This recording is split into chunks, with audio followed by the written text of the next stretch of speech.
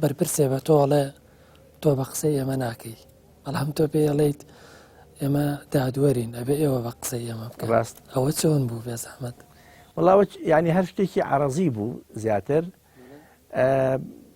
خۆی حتا جۆرێک لە میانەشەیە لە بینمانە لەگەڵ ئەو بەرپرسە ئەو اعترازی ئەوەی هەبوو وەیوکا کە تۆ بە قسەی ئێمە ناکەی، ئەو بەرپرسێکی سیاسیە یعنی وتم ئەبێ ئێوە بە قسەی ئێمە بکەن بۆچی ئێمە ئەو شتانەی کە بە قسەیەکەین دیارە ئەوە قانونەوەەوە دادگایە و پرانسیپی ئیشکردنە و ئەبێ ئێمە بە قسەی ئەوانە بکەین، ئێوەش ئەبێ بە قسەی ئێمە بکەن بێگومان ئێوەش بە قسەی من ناکەن طبعاً مەقسەدتان ناکەن. بەڵێ کای حاکم پێم خۆشە بێمە سەر وێزگەیەکی تری گرنگی ژیانی جەنابتان ئەویش دادگایکردنی دیکتاتۆرترین کەسی ڕۆژەڵاتی ناوەڕاست سەدام حوسێنە. دیارە جەناب و کوردێک بووی شاهیدی ئەو هەموو تاوانە بووی کە حکوومەتی بەعس لە سەردەمی دەسەڵاتی خۆیان دەرهاق بە میلەتی کورد کردوێتی. یەکەم لە حەزەکە دیکتاتۆری عێراقت بینی لە نێو قەفەسی زیندان وەکو دادوەر، ئەو لە حەزەی کە بینیت و ڕوبەڕووی یەکبوونەوە هەست و بە چ شتێک کرد؟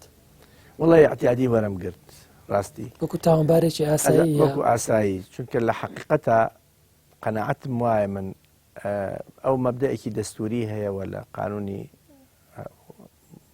نەودەوڵەتیشە ئەوە بۆتە مەبدە و لە ناو قانونی ئوسوڵیشە هەیە پێڵەن ینی متتەهەمەوەی کە تۆمەتبارە بە بێتاوان دانرێ هەتاوەکو لە دادگایەکی عادیلانە تاوانەکەی لەسەر ساغە بێتەوە ئەچەس بێت. ئەگەر قازی هەر قازیەک بڕای بەمە نەبوو معناوە لە حیاد لە عادات، چکە یعنی بڕیاری پێشوەخت مەمنوعە بۆ قازی، نابێ بڕیاری پێشوەخت بدا پێش دادگاییکردن یا دادگایی مەکە.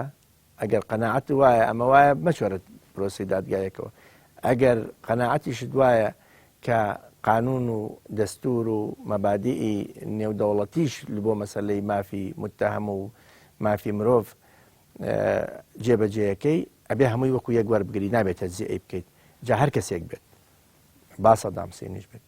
ئەو مافە بە هەموو کەس دراوە، ناکرێتەوە لە خۆڕا بڵێ تۆ وەرە بەخێر بێت و خواحافیز بێت ئەوە حکوماندای.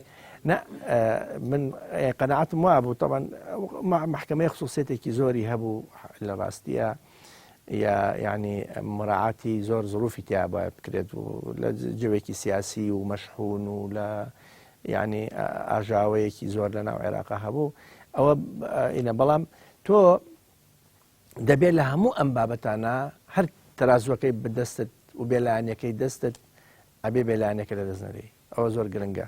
هەموو قازیەکە بێ وابێت ئەگەر زانیت بێلایەنی نیت یا بێلایەنەکەت لەدەست پێ ئەدرێ لە دەستی دەی